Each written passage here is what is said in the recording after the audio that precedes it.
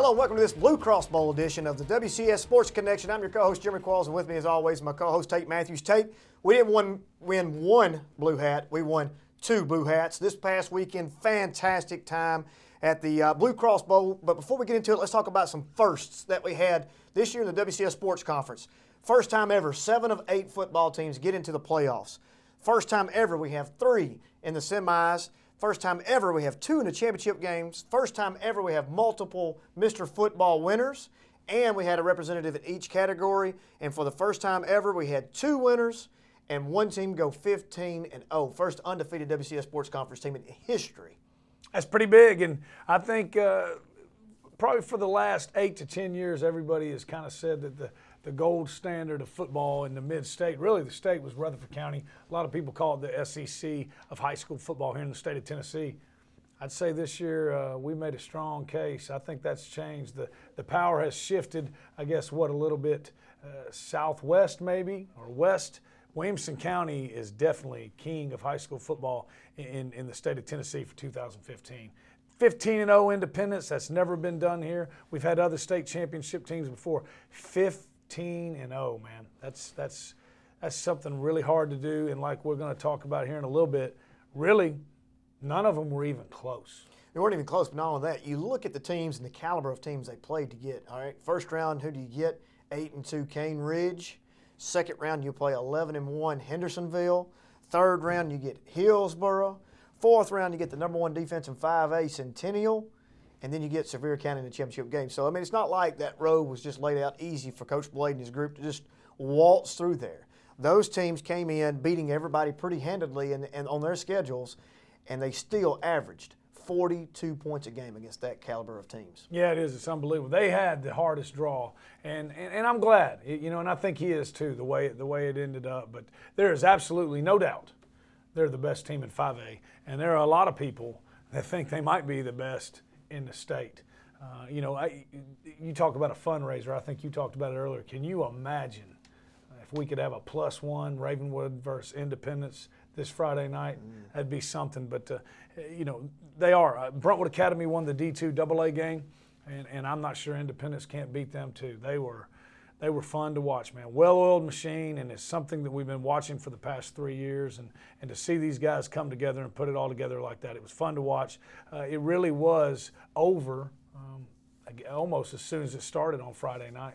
Sure was, and we talk about it quite frequently. We watch these teams play week in and week out. We really do not know how good they are until we start the playoff process, because you run the gauntlet of playing the other sports conference teams. The way that's broken down this year, we had 2 in the Super 32 with Franklin and Ravenwood, and then the remaining are also broken with, apart from each other in 5A. You got your northern group of Brentwood and Centennial going north. You had Summit and Independence going south. And let's be honest, and he'll be the first to tell you too, that's not the strongest schedule that he's had all, the schedule that they had in that southern portion. You had Lincoln County in there that was pretty decent, and there were some other. Laverne's athletic. Shelbyville. Right. They have some pretty decent teams, but they make them look so bad, all of a sudden you think, well, maybe they're not as good. And then you get into the playoffs, and then you're bringing in Metro's group coming in there, and it was not even close. And then you go all the way through the process. You get them and Centennial in the epic showdown. Centennial's coming back for round 2. There's no way it's going to happen like it happened the first time. It does happen the way it happened the first time. And then you get into the state championship game. You've got Sevier County coming in at 12-2. They have a Vanderbilt commit as their quarterback, Deuce Wallace. Big things are happening in East Tennessee. We're going to do this, we're going to do that. And literally the first time they touch the ball, it's over with. And, you look at the score here. The final score, Independence versus Sevier County, was 49-14. That's, once again, the second half it was already shut down. But let's talk a little bit about that game. I had a little moment there of deja vu. They get off to the lightning fast start. They get the ball, Sevier County gets the ball right before the halftime. They go down and score, have a good drive. They get the ball back at halftime. The score at that point in time was 28-7. The score of Ravenwood Maryville last year was 28-7. Maryville got the ball back in the second half, and I was, a little bit nervous. You kept telling me this one's over, it doesn't matter. And sure enough, they came back out second half. They got the stop, got the ball back, of course, scored. And it's pretty it's so fun to watch. It's fun to watch. Coach Blade obviously calls all the offense for Independence. He's the OC, the head coach, quarterback coach. Yeah, you name it, whatever. And I asked him, I said, do you have any scripted plays? Do you, a lot of people like to script the first 4 or 5 series, whatever the case may be. And he's like, absolutely not. And watched him the other night against Sevier County. It's like, it's so easy to him. You see it. He's yelling 3, 3, 3. I can't wait till we have him on the show to talk to him about that. There was a particular play, and obviously 3 was the slot. And the defense, he's watching what the defense gives him, and he's calling it out. And sure enough, boom, it's a touchdown, off because of whatever happened. But it's so much fun to watch because there's so many wrinkles that he can throw in. And Andrew Bunch, his IQ is high enough, and his whole entire offensive team knows exactly what to do when he's calling, so it's pretty fun to watch. Oh, yeah, and Andrew's like having another coach out there on the field. He'll tell you that. He'll be the first to tell you that. He's 3-year starter, so think about how many games he's played. And he's an intelligent kid on top of it. And then you're right. I think a big part of the reason he doesn't script it is he wants to see what they're going to do on that second touchdown. I mean, it really was. It was unfair. But they go down there. They got down there. It was a 4th down. He lines up, sees what they're in, called timeout, and that's when he called that. I believe that was the second one. He called that about 10, 12-yard out to Nate for a touchdown. I mean, that kid was out there by himself. They bracketed him most of the game. That was one of the few times he was out there by himself. Kid stood no chance. Andrew rolls out, perfect route, which we've talked about all year, the precision with what Nate runs his routes with. And Andrew rolls out, puts it on the money. The kid stood no chance. And you talk about it was 28-7 at halftime. Remember, Sevier County is a very good football team, 12-2. You mentioned that. Deuce Wallace, the Vanderbilt committed quarterback, he was a Mr. Football semifinalist, I believe. Talented football team. It was a running clock in the 5A state championship game. It was a running clock the week before against Centennial in the semifinals. I mean, that just doesn't happen. It doesn't ever happen. But, he tried to get that one extra touchdown going into halftime so they could get the running clock. It didn't quite work out that way for them. But, I mean, to think about that. Yeah. To think about that we'd have to go back and check. Outside of the Hillsborough game, I'm not sure that it wasn't a running clock the entirety of the playoffs for them. Well, we know it was against Hendersonville. We saw that. Right. Station Camp as well was well over in halftime. I believe was Cane Ridge. I believe Cane Ridge was one. Cane Ridge, yeah, Cane Ridge. That's what I said. And then who was third? Hillsborough. Hillsborough was the only one that won. So 4 of 5. You're right. 4 or 5. Running clock. That's pretty. And amazing. Hillsborough, if you watched any of 5A football this year, Hillsborough was a good football team. I think Hillsborough would have beat Sevier County. So. Who knows? Centennial would have beat Sevier County. But again, and the thing I loved about it was they made it very clear. Nobody all playoff long said we're going to take away Nate Johnson. No matter what, we're going to take away Nate Johnson. Well, Sevier County did it. Andrew still throws for over 313 yards. Seth Huner with 96 yards. I'm glad. He's a talented player. It just goes to show those other guys are so talented. 96 receiving yards for Seth. Pierre Watkins, 57.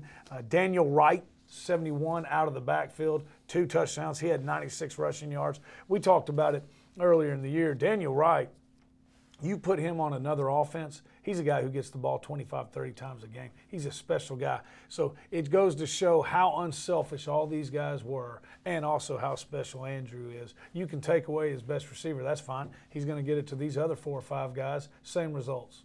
Well, let's break it down by quarter. First quarter of Independence versus Sevier County.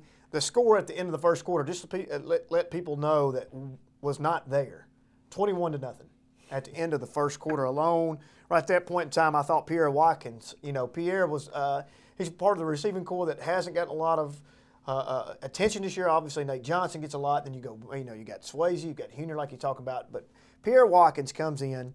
They stretched the field, like you said. They literally had 2 guys, and in some cases 3 guys on Nate Johnson every play. So what do? They open up the field. Pierre Watkins goes 5 catches for 57 yards in the first quarter alone. Amazing. And Daniel was running the ball well too. So you're right. They stuck with it, but they showed what they were going to do. And Independence very early on let them know that's not going to get it. And you mentioned that. They spread the field out. Everybody's assuming pass, and their first 5 or 6 plays obviously were Daniel Wright, bunch keeper, which is designed, and then maybe a little a couple dink downs to Pierre Watkins in there, but no bombs were thrown, anything like that. They just kept moving the ball, kept moving the ball, kept moving the ball. Got the ball in there. Once that happened, Sevier County was on their heels. They didn't know what was coming. They didn't know if it was going to be a run, if it was going to be a pass. They were going to make sure, do or die, we're going to take Nate Johnson out of it. Okay, we're going to score in other positions. So at the end of first, 21-0. Yep. And again, let's talk about Independence's defense. Deuce Wallace and the Sevier County offense was one of the top offenses in East Tennessee coming into this game. So these are guys that are averaging 30 points a game or more, and really had no drives in the first quarter to think of. I mean, the defense got after them early. So at the end of one, also, Andrew Bunch, 10 of 12, 142 yards. I mean, it's amazing what this kid can do. I hope that the offers come through. We saw several coaches. Matter of fact, we talked to a few there that would like to have an opportunity to have UT Martin being one. But, Jacksonville State already on the board, Western Michigan on the board. Right now, I think those will continue to grow, especially after that performance. Don't want to take away from any of the kids, never. But if you take a comparison from Deuce Wallace to Andrew Bunch, now it may be a difference of teams. Somebody can make the argument that Independence has more weapons, whatever the case may be. Andrew Bunch has gotten it done day after day after day, night after night, and I just think that it's a shame that he can't have a big-time offer on the table right now. Right. And we had a same discussion last week. It was a little more spirited last week, but it's going to come. These dominoes are going to start falling. It'll come. What he's done in these playoffs, it speaks for itself. So, and again, he's a smart kid too. So he's going to have chances to go to some of the higher academic schools. But it'll happen. And you're right, it wasn't even close. If I said it last week, and I'll say it again. If Andrew Bunch was 2 inches taller, we're not even having this conversation. Which that's really sad. If you're an evaluator of talent, and that's what your job title is, and that's what you profess to be, I don't understand why you need to wait on these other people to offer first. If you're good at your job and your job is evaluating talent, do you think the kid can play or not? If you do, give him an offer.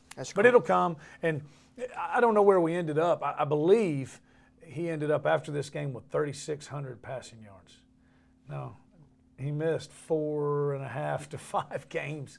I mean, I was looking in the record books today, TWSAA records for season right now. That probably falls kind of in the middle of those records in the top 5 performances across the span of TWSAA. Essentially, been keeping that up. I want to say that the leader is around 5,000 yards, which is pretty amazing if you think about it. But like you said, he missed 4 games. Missed 4 games. And was out at halftime and some of the ones that he was already playing. So if Coach Blade wanted to there was a guy a few years ago who did that, and if he wanted to pad the stats and beat people 100-0, he could have. Obviously, he didn't. He's too classy for that. But there's no telling where this could have ended up. And I know we're going to talk more about him, but I want to make sure you got to go back to 15-0. You cannot say enough about Adam Swayze. 1, what a competitor he is. 2, what a team player he is. Comes out of his position. He's their best secondary player. One of their leaders on the defense, one of their better wide receivers. He comes over, steps in for those 4.5, 5 games. They never miss a beat. He is a big part of that 15-0. What a leader, what a competitor he is, and this is he was a very, very big part of that. Well, you mentioned something very good that we'll talk about as well with the Ravenwood group. But since we're on Independence, let's talk about the character, the amount of character on these 2 football teams are amazing. The kids, their own self-discipline, their own work ethic. I know that Coach Blade and Coach Hester probably have 2 total different coaching styles, obviously. But let's just talk about the fact that Nate Johnson, a week prior to getting into the state championship game, absolutely, I don't know exactly what to say. He gets let down on the Mr. Football deal. And that could have easily been a distraction to him and ultimately the team. He gets into the football game Friday night. He's triple teamed, double teamed, not even a factor in the first, except being a decoy, basically. Never does he complain. Never does his body language go down. He understands he's got to do what he's got to do to let And how's he get rewarded? They mess up and they go one-on-one coverage at one time, and it's an automatic. Right. I mean, it's just automatic. But you go all down the line. You're talking about Swayze. You talk about Bunch. You talk about all those kids, how much sacrifice they've had to get to that 15-0. Never did they complain when a person like Nate Johnson could have easily, and a lot of you get stars of that caliber. They could be prima donnas. They could be the fact that they should be catered to, whatever the case. Not this. They had one goal. Their goal was to win the state championship, regardless of numbers of each one of them. That's right. And then on the defensive side, you had guys like Hunter Dupree. I mean, just leaders. And you look at the scores outside of the Smyrna game, and that was one of the earlier games when Adam came in to play quarterback. And, Smyrna was a possession away from defeating Oakland and being in the semifinals in the 6A to face Maryville. So Smyrna's a very, very good football team. And outside of that game, and in the Hillsborough game in the playoffs, that was the only time I think really where you would think that Coach Blade thought maybe they let their foot off the pedal, but they never let up the entire year, and that's hard to do. And that is coaching's a big part of it. But when you're talking about that's leadership in your locker room. That's happening inside your locker room, whether it's seniors, juniors, whoever. But they never let up. And you're right, it would have been easy to do. But they knew what their goal was, and they were focused on it. And 15-0. I mean, they're the only 15-0 team in the state of Tennessee this year. 8 state champions. They're the only 15-0 one. And the first one in WCS Sports Conference history.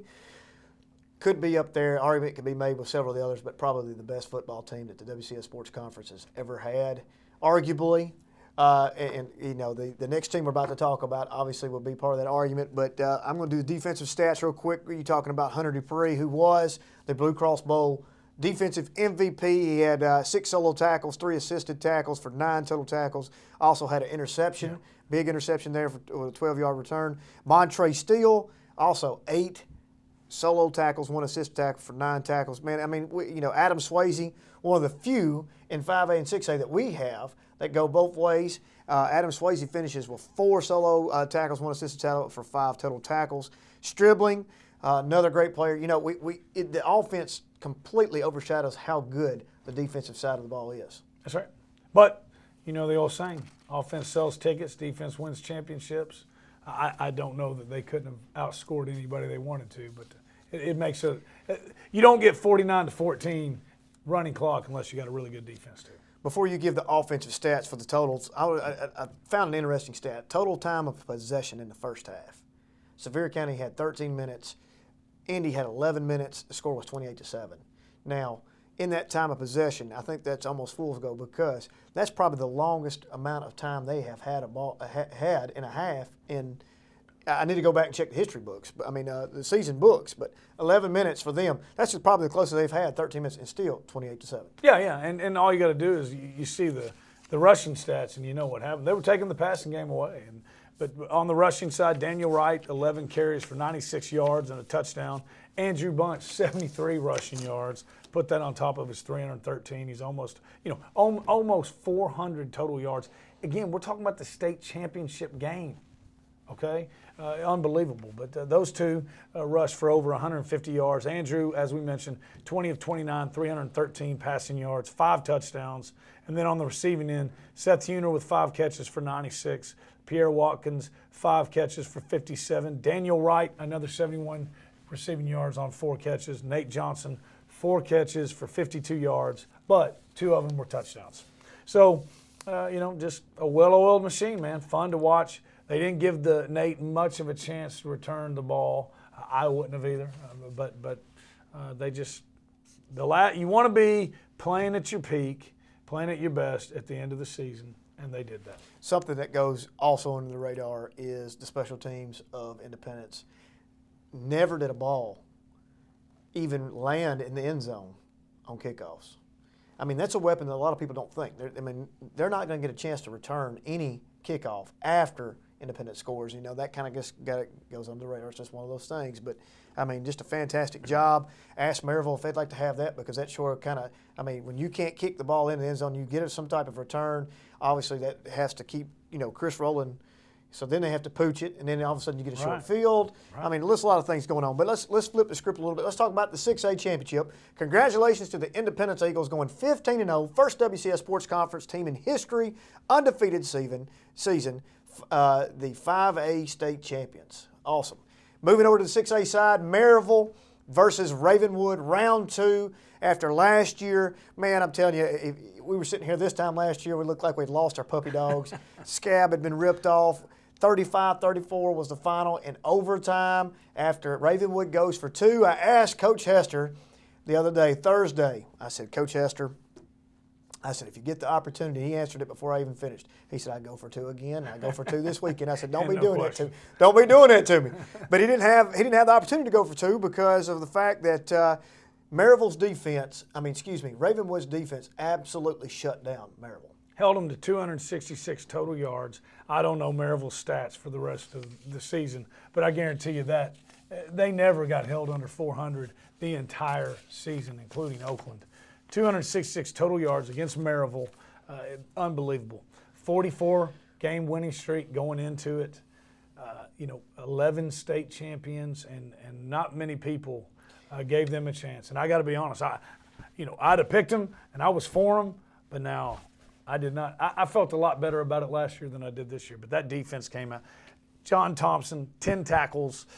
Stoner and Luchins both got an interception. Let me tell you something. Going into the game, Maryville had thrown 2 interceptions in 14 games. They threw 1 in the quarterfinals against Blackman. They threw 1 in the semifinals against Oakland to Jacoby Stevens, who's a LSU commit right now, or he just decommitted. But he is a 4, maybe 5-star prospect. 2 interceptions in 14 games. Independence picks him off. Ravenwood picks him off 3 times. It was a defensive clinic. When we go back, we think of last year's team. They were kind of the Indy of last year, if you will. They had the glitz, the glamour. They looked good. They were scoring lots of points. But here's the thing. Ravenwood, on the year, only had about a 30-point differential between Indy and Ravenwood on the overall scoring differential for the season. So they hadn't been putting up points, but it's just not pretty. Right. You got Chris Rowland out there. He's wheeling and dealing. Connor Jeffries, Andrew Rapay, the 3-headed monster. It's ground and pound until something happens, and boom, it's a breakaway. But the defense, he kept saying, he told us all year long, our defense is as good as anybody's. It's better than last year's defense. We're like, no way. Well, it's going to need to be. Right. We were like, it's going to need to be because the offense is not going to be able to get it done. And then they kept doing what they're doing. It's like he said, he preached on this all year long. You heard the halftime speech like I did. Nobody gave them a chance. 90%, and I would say it's more than that, 99% of everybody outside that locker room did not believe, 1, they could get back there, and 2, slay the dragon, which is Maryville. That's right. And here's the great thing about it. Everybody said the state championship game was the week before over on the East, and the week before that. Neither one of them could get it done, and Ravenwood does. And you're right. He knew what the recipe was to win the game. They were going to have to run the ball, play great defense, and they were going to have to be good in the kicking game if you look at it. And you got to remember, that's hard to do as a play caller now. When I know we're not getting anywhere in the running game right now, but we have to keep running it. That is a talent. That takes discipline. 22 carries for Jeffries, 22 carries for Rapay, 12 carries for Rowland. That's what they had to do. They did it, and we could see it. They started to loosen them up a little bit. We talked about it during the game. There were a few new wrinkles. First time they get down on the goal line, they line up in 2 tights and a smokestack. We'd never seen that all year long. You knew something had to be coming out of it. They don't get in, kick the field goal. Next time they get down there, same look, rolling, halfback pass for a touchdown. It was awesome. Great game plan by Coach Hester and his staff, and the kids executed it, and it was what they needed to do to win. They did it exactly to a T. Before we get too deep into it, let's talk about the atmosphere. Okay, I thought the 5A game was fantastic until the 6A game rolled around. I would venture to say it was upwards to 12 to 15,000 people there easily. Maryville brought, their whole side was full. Obviously, Ravenwood brought their side. You could not, TWSAA, as much as they dislike WCS right now, they have to say thank you because we paid a lot of bills Friday and Saturday night. But, Chris Rowland. He's something. I don't think Maryville saw that speed at any given time all year long. I had several people say, well, I think he was the best player all weekend. Didn't matter what classification. Obviously Nate didn't get the opportunity to shine like he would have, and we've seen him all year long. But it's hard to disagree at the fact, of course you throw Andrew Bunch in there. Chris Rowland, what he brought to the table and the things that he did were pretty special. I mean, the opening touchdown that he had for himself at the end of the first quarter at 7-3, Maryville at that time. We'll get to Cruz Holt in just a minute, but they throw the little pass to Rowland, who literally has to almost go get it off the turf, and then he absolutely breaks this poor kid's. I mean, he's probably hurt this morning. His ankles were broke. That was unfair as well. And then 70 yards for the touchdown. He's special. He's a guy you got to know where he is at all times, and they move him around so much that it's really hard on the defense because you never know where he's going to be when he lines up. And he's just a special kid. He's probably not going to go to a combine and run the fastest 40 time, but there's track speed and then there's game speed, and he's got game speed. He's a guy that I don't care who it was. You let him get space, he's taking that thing the distance, or if you got an angle on him, you're getting him right down by the goal line. But he did what he's done all year, and that's made big plays, and he's fun to watch, man. I've heard Coach Hester say he'll coach other great ones, but he won't ever coach another one like Chris Rowland. Well, before you give the offensive stats, there's little points I want to give right here real quick. It was 20-17 at half. Ravenwood claimed the lead and never gave it up. Matter of fact, not even give it up, they shut them out in the second half. Now, how many times has George Qualls and Maryville been shut out? In a half. In a half. They shut them out. Now, here's their last 5 possessions for Maryville. 3 punts, 2 interceptions. Now, I saw where he had, and hats off to Coach Qualls because I think he is a fantastic class act. He said, you can't play that bad and expect to win. Well, I agree with him, but I'm not sure that when they went into that game, they expected that kind of a dogfight, especially on the defensive side of the ball. So what were the offensive stats? Well, and real quick, the thing that bothers me on that, Maryville doesn't normally turn the ball over that much. Well, it's called a forced turnover for a reason, okay? Right. They weren't out there playing against air. The reason they turned the ball over more Saturday night than they have all season is because that's the best defense they've seen all year long. But on the offensive side, I had to get that off my chest. Offensive side, Connor Jeffries, 22 carries for 80 yards. Remember, just a junior. Andrew Rapay, 22 for 76 yards. Chris Rowland, 12 for 46. On the passing game, and I thought this went unnoticed. Andrew Rapay, 9 for 14, 151 yards, 1 touchdown. He couldn't get him beat in the passing game, and he didn't. I thought he played great. Chris Rowland, 5 receptions for 117 yards and 1 touchdown. And then, of course, you had Cruz Holt over there, missed 1. I think he was, 4 for 5. That kid's going to go somewhere big, too. Mr. Football winner. Played best. He played his best ball in the biggest game. And remember, he's been hurt. Very proud of him. If we're going to have to rewind the tapes, I think I remember in our predictions, I said Cruz Holt will put a feather in his cap. He is now entered in the TWSAA record books, 4 field goals in a game. Awesome. I think that ties first time all. And, he was a difference maker, offensive MVP for the Blue Cross game. Came away with 2 hats. Couldn't have been a better weekend for the WCS Sports Conference. Real quick, before we get off the air, who's going to win it next year? Nolensville. Man, that's a big, bold prediction. Well, thank you for joining us for WCS Sports Connection. We'll see you next week.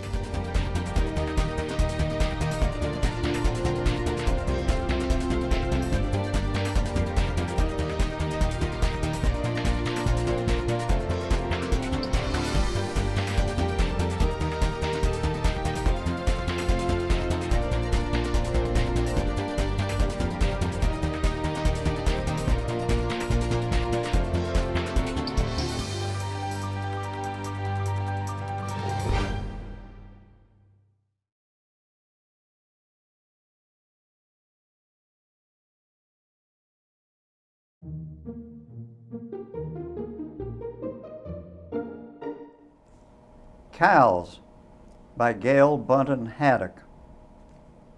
Resting triangled into the ground with upjetting ridges and cavernous hollows down swooping, hulking, living landscapes, breathing, cud chewing, nonchalantly flicking their tails, quiet and velvet-eyed, peaceful, peaceful.